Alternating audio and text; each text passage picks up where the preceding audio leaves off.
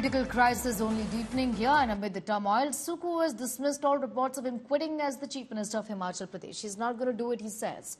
He made a big claim saying that many BJP MLAs are in touch with him and that he's going to prove majority in the assembly. But in a massive jolt, Himachal's strongman Mantri quits from his post amid big political crisis.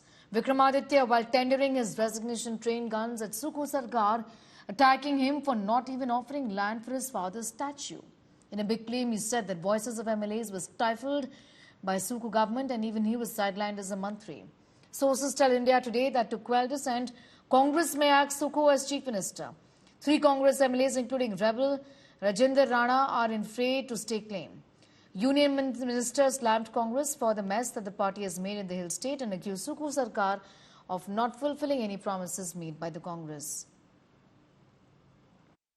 जिस प्रकार की खरीदो फरोख्त हुई है उसका मतलब ये नहीं कि कांग्रेस का संख्या बल कम हो चुका है और निश्चित तौर पर मैं कह सकता हूं कि आज जब बजट पर वोटिंग होगी हम उसको जीतेंगे, निश्चित तौर पर जीतेंगे। और मैं ये भी कहना चाहता हूं कि कुछ लोगों ने इस प्रकार की बातें की कि इस्तीफा दे दिया। मैं इस्तीफा देने वाला नहीं हूं, मैं एक योद्धा की तरह लड़ाई लड़ता हूं और मुझे कांग्रेस पार्टी ने, राहुल गांधी जी ने मुझे प्रदेश की जिम्मेवारी सौंपी है और मैं दावे के साथ कह सकता हूं कि 5 साल उनके आशीर्वाद से हम कांग्रेस की सरकार बनाएंगे, खड़गे साहब के आशीर्वाद से कांग्रेस की सरकार रखेंगे। एक योद्धा जो होता है उसको सबसे पहले सिपाहियों की जरूरत पड़ती है, तो कितने सिपाही आपके पास मौजूद हैं? देखिए, हमारे पास पूरे सिपाही, अभी वोटिंग में पता लग जाएगा। कल हमें थोड़ा सा एस्टिमेशन गलत हुआ, 34 आदमी हमारे कल भी थे, टाई हुआ, भाग्य ने साथ नहीं दिया और हम वो हार गए। लेकिन इतने दबाव के पास जहां CRPF को लगाया गया हो, जहां आज हरियाणा पुलिस लगाई गई हो, चॉपर उनके लिए जा रहे हों, फिर भी मैं उन विधायकों का धन्यवाद करना चाहता हूं जो हमारे साथ कंधे से कंधा मिलाकर कांग्रेस पार्टी को जीवित खड़े हैं। और जो 6 विधायक हैं उसमें से भी कुछ विधायक हमारे संपर्क में हैं। आपके संपर्क में है।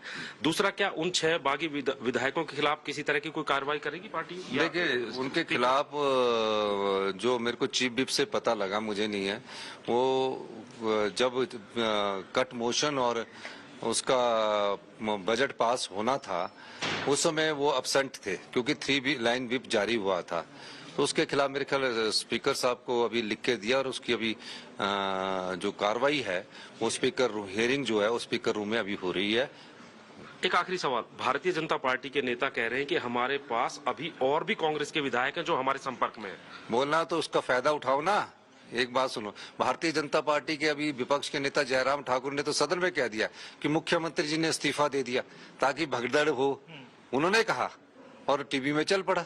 मैंने तो कोई इस्तीफा नहीं दिया, मैं तो अभी लड़ाई लड़ रहा हूं और लड़ाई जीतेंगे हम सरकार भी 5 साल से चलाएंगे, आप निश्चिंत रहिए। सर, आप कि सरकार से आपकी क्या नाराजगी थी पहले? नहीं, मेरी कोई नाराजगी नहीं है, मेरी कोई नाराजगी नहीं है, ना मेरी मुझे कोई प्रॉब्लम है, मगर ये है कि जो बातें हैं मैंने वो स्पष्ट रूप से हाईकमांड से कह दी है। प्रेस कॉन्फ्रेंस में भावुक भी हो गए, स्वर्गीय वीरभद्र सिंह का स्टैच्यू सरकार नहीं लगा पाई, आप सत्ता में थे, क्या ये सबसे बड़ी नाराजगी थी सर? निश्चित तौर से कुछ ऐसी चीजें थी। After all I am a human being, I am a emotional person, और इस तरीके की अगर कुछ डेलिब्रेशंस होती है to humiliate our sentiments, I am not a person who is going to take things lying down. I respect everybody. I give due regard and respect and love to everybody.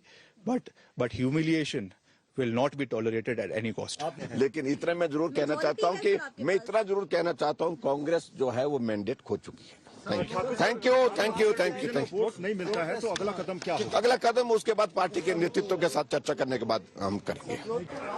Himachal Pradesh में बड़े बड़े वायदे करके और झूठे झूठे वायदे करके कांग्रेस की सरकार बनी और सरकार बनने के बाद वो वायदे पूरे नहीं हुए। इनके विधायक इनका साथ छोड़ गए। एक बड़ा कारण ये भी था कि एक गैर हिमाचली को टिकट दिया गया और हिमाचल के लोगों को ये पसंद नहीं था। छोटा सा राज्य हिमाचल, जहां से एक राज्यसभा का सदस्य बन सकता था, कांग्रेस ने वहां पर भी हिमाचलियों की अनदेखी की।